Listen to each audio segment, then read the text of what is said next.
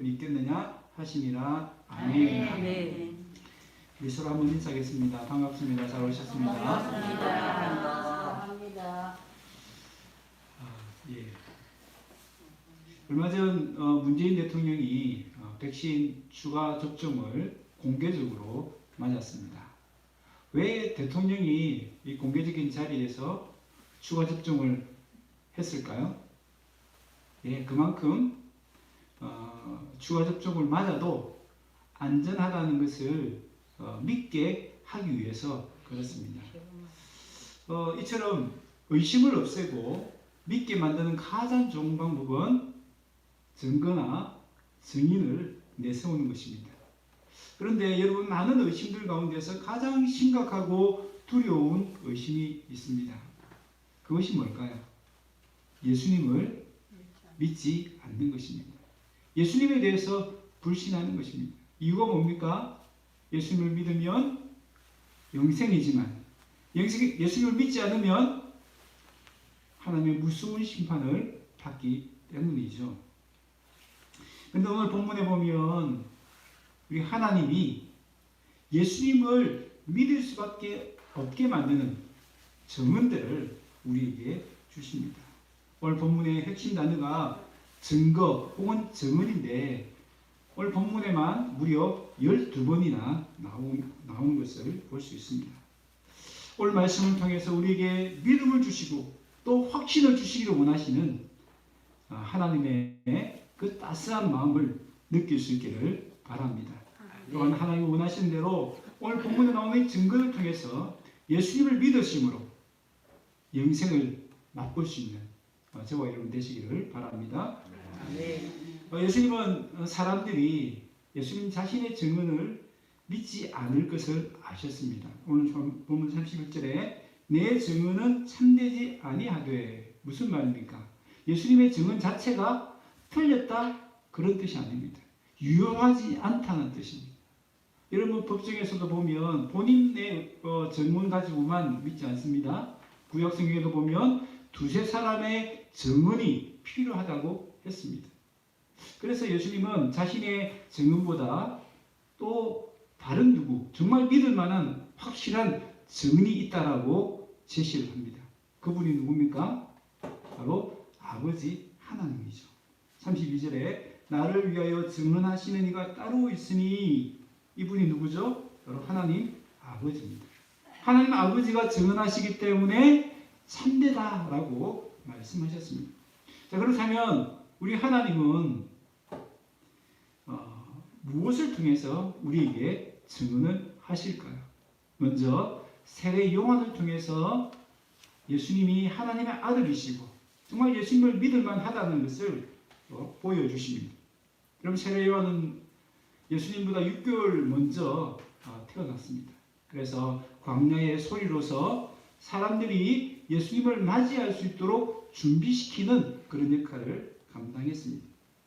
그는 예수님께 세례를 베풀 때에 하늘로부터 성령이 임하시는 것을 보았습니다. 그리고 그 성령이 임하시는 분이 바로 메시아라는 것을 하나님께 들었기 때문에 바로 이 예수님이 메시아라는 것을 알게 되었습니다. 그리고 요한복음 1장 34절을 보면 세례 요한이 이렇게 말합니다. 내가 보고, 바로 성령이 예수님께 임하는 것을 보고 그가 하나님의 아들이심을 증언하였다라고 말씀하고 있습니다. 여러분, 세례 요한의 인생은 한마디로 예수님을 증언하는 인생이었습니다. 그래서 오늘 본문 35절에 보면 세례 요한을 가리켜서 뭐라고 얘기합니까? 켜서 비추이는 등불이다 라고 말하고 있습니다. 무엇을 비추는 등불일까요? 바로 예수님을, 빛이신 예수님을 비추는 등불입니다. 세례 요한은 죄악으로 어두운 이 시대에 등불이 되어서 빛이신 예수님을 증언했습니다. 사실 예수님은 확실하고 완전한 증언이 있기 때문에 이 사람의 증언이 필요하지 않으십니다. 그래서 34절에 보면 사람의 증언을 취하지 않는다라고 말씀하셨습니다. 그러나 당시 사회에서 이 세례 요한은 사람들의 신뢰를 또 인정을 받는 사람이었습니다. 이 세례 요한의 말은 영향력이 아주 컸습니다. 그래서 세례 요한이 회개를 선포했을 때에 많은 사람들이 그 말씀 듣고 찔려서 우리가 어찌하면 좋을까?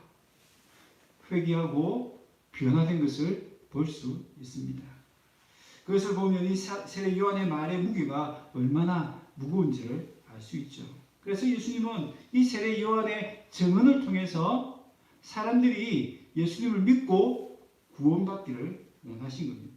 34절 그러나 나는 사람에게서 증언을 취하지 아니하노라. 다만 이 말을 하는 것은 너희로 구원을 받게 하려 함이니라. 그러나 이 세례 요한의 증언은 일시적입니다. 오늘 본문에 보면 켜서라는 말이 있는데요. 이 말은 다른 말로 하면 타다라는 뜻이 있습니다. 여러분, 촛불이 다 타면 어떻게 됩니까? 결국 꺼지게 되잖아요. 이제 세례 요한의 증언도 영원하지 않다는 겁니다. 일시적이라는 겁니다. 세례 요한은 빛이신 예수님을 전하기 위해서 마치 초가 자기 몸을 다 태우고 빛을 발하는 것처럼 그렇게 온몸을 태워서 그의 인생 전부를 불태워서 예수님을 증언하는 삶을 살았습니다. 여러분, 우리가 어떻게 예수님을 믿게 되었습니까? 하나님께서 세례 요한처럼 작은 불꽃이 되어 큰 불을 일으킨 많은 믿음의 증인들을 통해서 우리를 예수님께로 인도해 주셨습니다. 수많은 믿음의 증인들 덕분에 우리가 예수님을 믿고 구원을 받게 되었습니다. 여러분, 서울 양화진에는 영적인 어둠에 묻혀있던 이 조선 땅에 복음의 빛을 비춰주신 선교사님들의 묘역이 있습니다. 그들은 조선 땅에 불쌍한 영혼들을 구원하기 위해서 그야말로 자신의 인생을 전부 드렸습니다. 이들뿐만 아니라 목숨을 바쳐서 복음의 증인으로 살았던 많은 순교자들이 우리 한국 땅에 있습니다. 그 많은 순교자들의 피가 뿌려졌기 때문에 이 한국 땅에 영적인 부흥의 역사가 일어날 수 있었습니다. 여러분, 우리는 우리를 구원해 주시기 위해서 세례 요한과 같은 많은 증인들을 세워주신 우리 하나님께 감사해야 합니다. 또한 우리도 누군가에게 복음을 전하는 증인의 삶을 살아야 합니다. 여러분, 증인이 믿을만 하지 않으면 그 증언을 정말 사람들이 믿을까요? 아니죠. 여러분, 왜 문재인 대통령을 내세워서 추가 접종을 받게 합니까? 그래도 대통령이니까, 정말 믿을 만한 사람이니까 그렇게 하는 거죠. 마찬가지입니다. 우리도 어떤 증인이 되어야 됩니까? 정말 믿을 만한 증인이 되어야 합니다. 두 번째로, 하나님은 무엇을 통해서 예수님을 증언합니까? 예수님이 하신 일들을 통해서 증언하십니다. 예수님이 하신 일들은 요한의 증언보다 더 크다라고 말씀합니다. 36절 앞부분이죠. 여기는 요한의 증거보다 더 큰 증거가 있으니, 그 증거가 무엇입니까? 36절 뒷부분입니다. 아버지께서 내게 주사 이루게 하시는 역사, 곧 내가 하는 그 역사가 아버지께서 나를 보내신 것을 나를 위하여 증언하는 것이요. 이게 뭡니까? 우리가 앞에서 살펴봤던 예수님이 행하신 표적들입니다. 요한복음에 총 7가지의 표적이 나오는데요. 그 중에 지난 시간까지 3가지의 표적을 우리가 살펴보았죠.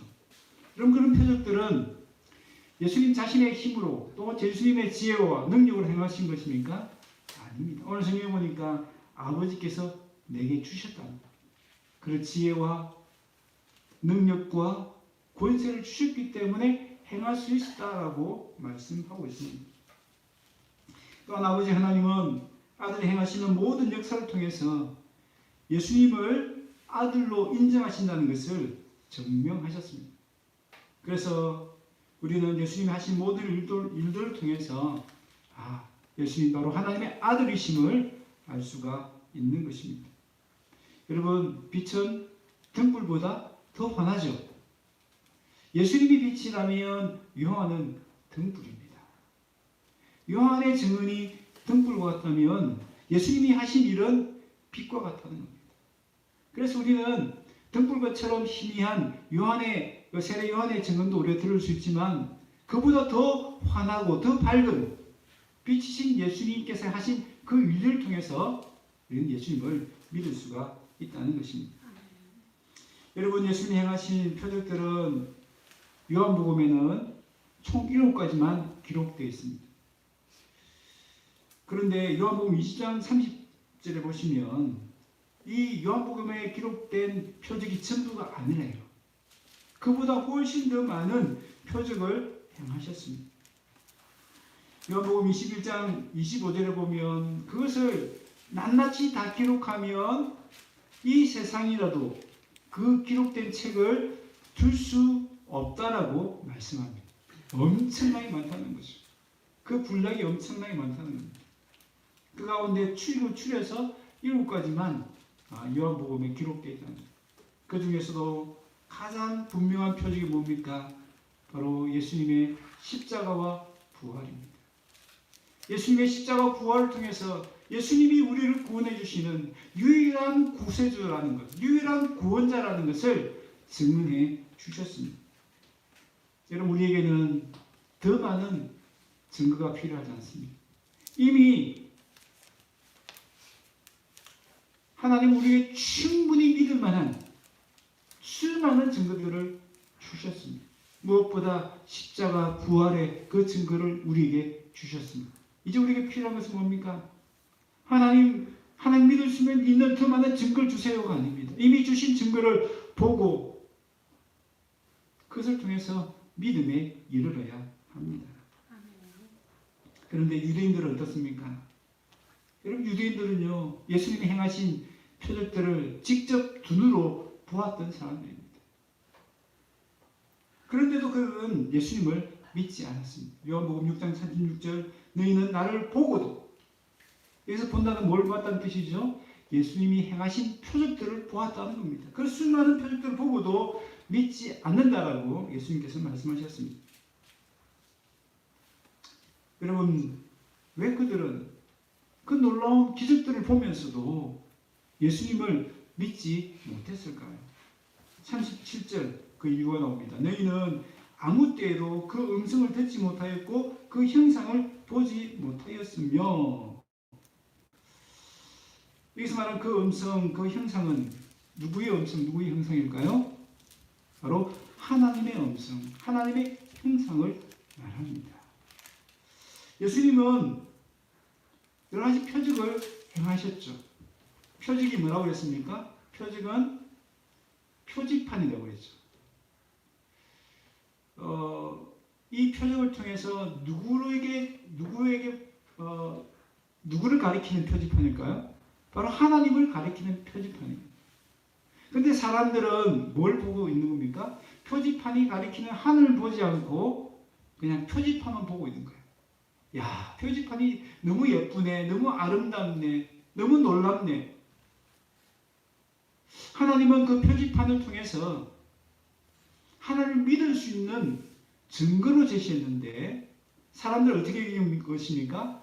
그 표지판을 보면서 야, 나에게도 그런 기적이 일어났으면 좋겠네. 그 기적만 바라고 있는 겁니다. 하나님을 가리키는 표적이 아니라 나에게도 그런 기적이 일어날 수 있는 증거로만 삼는 것입니다. 그러니까 그들은 그 표적을 통해서 하나님을 보지도 못하고 하나님의 음성을 듣지도 못하는 겁니다. 그냥 그 표지판만 보고 하나님 나에게도 똑같은 그런 기적이 일어나기를 원합니다. 그 기적, 그 놀라운 은혜만을 늘 구하고 있는 거죠. 예수님을 믿어 생각하지 않고 예수님을 통해서 내가 뭔가를 얻기를 원하는, 예수님을 이용의 대상으로만 여긴 것입니다. 여러분, 하나님은 예수님이 하시는 그 표적을 통해서 누구를 나타내신다고요? 요한복음 1장 18절, 우리 눈으로 볼 수 없는 하나님을 나타내셨다고 그랬습니다. 여러분, 예수님이 하신 그 놀라운 기적들은 어떤 증거입니까? 하나님이 살아계시고 하나님이 전능하시고 하나님 우리를 구원하실 수 있고 구원하시기 위해서 예수님 보내셨다는 그 증거들이 그 속에 다 있습니다. 그 증거를 통해서 우리는 결국 하나님 보게 되고 하나님 음성을 듣게 됩니다. 하나님 만나게 되는 겁니다. 하나님을 믿을 수 있게 되는 것입니다. 여러분, 예수님이 하신 그 놀라운 일들을 나를 위한 하나님의 증언으로 받아들일 수 있기를 바랍니다. 네. 그 증언을 믿을 때에 우리에게 참된 믿음에 이르게 될 줄로 믿습니다. 네. 세 번째로 하나님은 무엇을 통해서 우리에게 증언해 주십니까? 바로 성경을 통해서 우리에게 증언해 주십니다. 39절 너희가 성경에서 영생을 얻는 줄 생각하고 성경을 연구하거니와 이 성경이 곧 내게 대하여 증언하는 것이니라. 내게 대하여 증언한다. 이 내는 누구를 가리키죠? 바로 예수님을 가리킵니다. 여기서 말하는 성경은요, 우리가 가지고 있는 신구약 성경이 아니라 그 당시 사람들에게 성경이니까 어떤 성경입니까? 바로 구약 성경을 얘기합니다. 구약 성경에 예수님을 가리키는 예언들이 많이 있다는 겁니다. 우리 한국에 선교사로 오셨던 플로이드 해밀턴이라는 이 선교사님은 기독교 신앙의 기초라는 그 책을 통해서 구약 성경에 예수님에 대한 성취된 예언이 332개나 있다라고 말씀하고 있습니다. 예수님이 동정녀에 의해서 탄생하실 것, 예수님이 베들레헴에 탄생하실 것, 예수님이 왕으로서 이 땅에 오실 것, 예수님이 십자가에서 죽으시고 부활하실 것, 그 많은 내용들이 이미 구약 성경에 다 예언되어 있다는 겁니다. 그 예언된 말씀을 누가 이루셨다고요? 예수님이 오셔서 다 이루셨다는 거예요. 하나하나 다 이루셨다는 거예요. 그것은 뭘 얘기하는 거죠? 바로 예수님이 하나님이 보내신 메시아, 구원자라는 것을 증언한다라는 것을 의미합니다. 여러분, 유대인들도 이 성경을 읽었습니다. 그죠? 성령이 영생을 주는 줄 알고 열심히 읽었습니다. 그래서 그들은 성경에 대한 자부심이 강했습니다. 그런데 어떻습니까? 39절 너희가 성경에서 영생을 얻는 줄 생각하고 성경을 연구하거니와 그들은 성경 열심히 읽고 연구했다고 합니다. 그러나 안타깝게도 그들은 성경 안에서 영생을 주시는 예수님을 정작 만나지 못했습니다. 그들이 왜 성경을 읽었다고요? 영생을 얻기 위해서. 영생을 얻기 위해서 성경을 읽었는데 영생을 주시는 예수님은 만나지 못했다는 겁니다. 얼마나 안타깝고 불쌍한 일입니까? 성경을 읽으면서도 성경의 주인공이신 예수님을 만나지 못했습니다. 40절 내가 영생을 얻기 위하여 내게 오기를 원하지 아니하는도다. 여러분, 성경을 잘 몰랐던 우물가의 여인은 예수님을 믿고 영생을 얻었습니다. 반면에 성경의 박사라고 불려줄 수 있는 유대인들은 예수님을 믿지 못해서 영생을 받지 못했습니다. 여러분, 이유가 뭘까요? 왜 그들은 성경을 열심히 읽고 연구했지만 영생을 주시는 예수님을 만나지 못했을까요? 오늘 42절에 그 답이 있습니다. 하나님을 사랑하는 것이 너희 속에 없음을 알았노라. 하나님을 사랑하지 않았기 때문이다 라고 말씀하고 있습니다. 여러분, 유대인들은 성경을 사랑했습니다. 그래서 성경도 열심히 읽고 공부했습니다. 그런데 성경을 어떻게 읽었다고요? 하나님을 사랑하는 마음이 없이 성경을 그저 읽었다는 겁니다. 성경을 자기를 위해서 읽었다는 겁니다. 여러분, 하나님을 사랑하는 마음으로 성경을 읽으면 어떨까요? 여러분, 사랑하는 사람이 있다면 그 사람의 눈물, 그 사람의 아픔, 그 사람의 분노에 어떻게 합니까? 함께 합니다. 함께 울고 함께 아파하고 함께 분노하죠. 여러분, 유대인들은 이 성경을 읽으면서도 하나님을 사랑하지 않으니까 이 말씀 속에 있는 그 하나님의 눈물, 그 하나님의 아픔, 그 하나님의 눈물에 함께하지 못한 겁니다.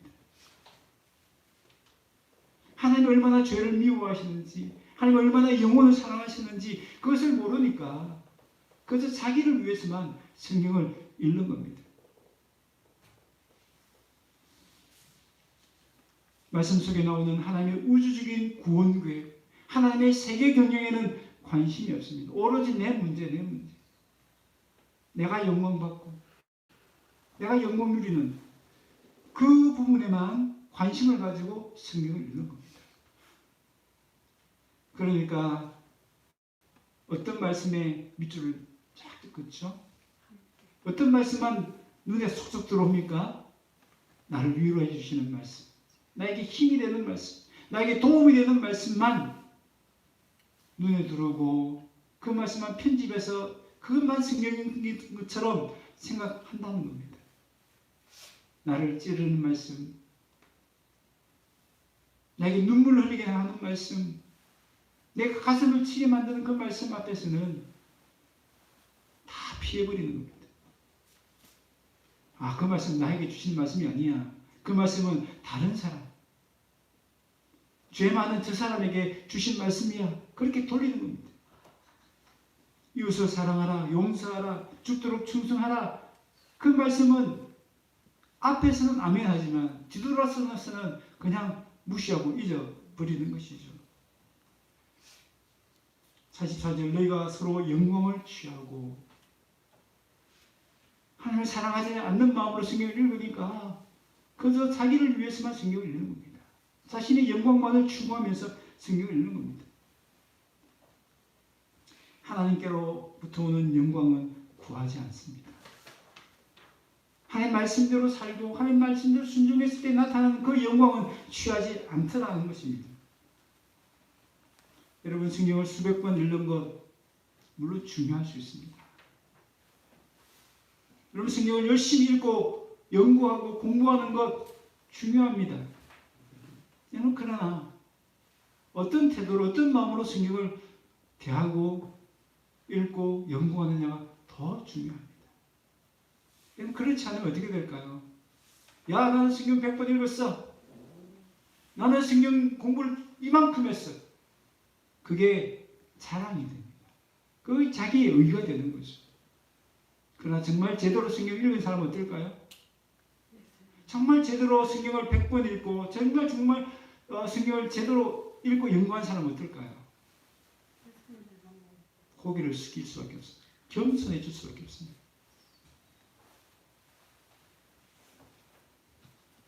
아무리 발부둥쳐도 이 말씀대로 살 수 없는 나의 연약함을 발견하고 겸손히 하나님의 은혜만을 구하게 됩니다. 내가 100번 성경 읽었어, 뭐 몇 번 필사했어. 그게 지금 자랑거리가 아닌, 오히려 더 부끄러워합니다. 그렇게 성경을 읽었는데도 이렇게밖에 살아가지 못하는 나 자신 보면서 난 아직도 안 돼. 하나님 앞에 겸손히 엎드리면서 더 하나님의 은혜를 구하는 그런 모습으로 나아가게 됩니다. 사람들 앞에 난 100번 읽었기 때문에 이만큼 잘했다라고 자랑할 수가 없는 거죠. 오히려 성경 속에서 하나님 마음에 부딪혀서 그 하나님의 눈물에 함께 울고 그 하나님의 상처와 아픔에 함께 아파하고 그 하나님의 분노에 함께 분노하는 그런 모습으로 살아가게 됩니다. 여러분, 그럴 때에 무엇이 나타난다고요? 하나님 나라가 임하고 하나님의 영광이 우리에게 임하는 것을 경험할 수 있다는 것입니다. 네. 오늘 저와 여러분 어떻습니까? 어떤 마음으로 말씀을 읽고 듣고 계십니까?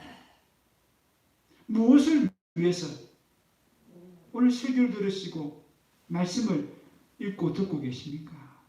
나의 영광입니까? 하나님의 영광입니까? 여러분, 이 대답이 왜 중요합니까? 나를 위해서 성경을 읽고 나를 위해서 설교를 듣는다면 참된 믿음에 이룰 수 없기 때문입니다. 하나님의 영광을 위해서 이 성경을 읽고 들을 때에 정말 이 성경이 우리에게 보여주시길 원하시는 그 하나님을 만나게 되고 그 하나님의 영광에 이룰 수 있고 주님 안에서 참된 영생을 누릴 수 있기 때문입니다. 말씀을 맺습니다. 하나님은 의심 많은 죄인인 우리에게 예수님을 믿을 수밖에 없는 증언들을 주셨습니다. 여러분 얼마나 감사한 일입니까? 그러면 왜 하나님은 이런 증언들을 우리에게 주셨을까요? 우리가 예수님을 정말 제대로 믿고 정말 예수님을 통해서 구원과 영생을 누리시기를 원하기 때문입니다. 네. 또한 우리도 예수님처럼 또한 세례 요한처럼 작은 불꽃이 되어서 복음을 전하기를 원하시기 때문입니다. 여러분 2015년도에 안타까운 사건이 하나 있었습니다. 임신 7개월 된 그 아내를 위해서 크림빵을 사가던 예비 아빠가 뺑소니 사고를 당합니다. 가난하지만 미래의 꿈을 가지고 살아가던 그 부부에게 참변이 일어난 것이죠. 그런데 인적이 드문 곳이기 때문에 목격자가 나타나지 않았습니다. 벌령 카드를 걸고 목격자 찾습니다라고 아무리 그 이야기를 했지만 그 어두컴컴하고 인적이 드물어서 잘 알 수가 없었습니다. 이것이 사람들에게 알려지니까 국민들이 함께 아파하고 함께 분노합니다. 그래서 네티즌 수사대가 만들어져서 시민들이 직접 증거들을 모으고 증인들을 찾아 나서기 시작했습니다. 나중에 CCTV에 희미하지만 결정적인 증거가 나왔습니다. 범인이 타고 도망한 그 차종이 밝혀진 것입니다. 결국은 점점 좁혀져 오는 이 수사망에 압박감을 느낀 그리고 같이 있는 그 가족의 끈질긴 설득으로 인해서 이 범인이 자수를 하게 됩니다. 그래서 결국 사건이 종결되는데요. 이 현수막을 내걸 때 경찰들은 500만 원의 현상금을 제시했습니다. 그런데 유족들은 그보다 훨씬 더 많은 3천만 원의 현상금을 내걸었습니다. 왜 그럴까요? 그 목격자가 나타나야만 이 억울한 사건이 해결될 수 있으니까. 유족들의 마음이 더 간절한 것이죠. 그래서 그 증인을 찾고자 하는 마음이 더 간절했던 것을 볼 수가 있습니다. 여러분, 이 유족처럼 간절히 증인을 찾고 계시는 분이 계십니다. 누굴까요? 바로 우리 하나님이십니다. 왜 하나님이 간절히 증인을 찾고 계십니까? 그 증인이 없으면 죄악으로 죽어 있는 그 영혼을 살릴 수 없기 때문입니다.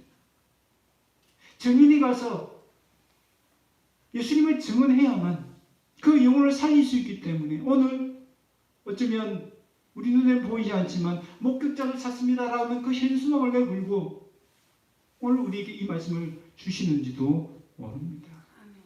네. 여러분, 저와 여러분이 바로 하나님이 간절히 찾고자 하는 증인인 줄 믿습니다. 그 증인이 되라고 오늘 먼저 예수님을 우리에게 증언으로 주셨습니다. 예수님을 믿게 만드셨습니다. 이제는 우리가 세례 요한을 이어서 켜서 비추는 등불이 되어야 될 줄로 믿습니다.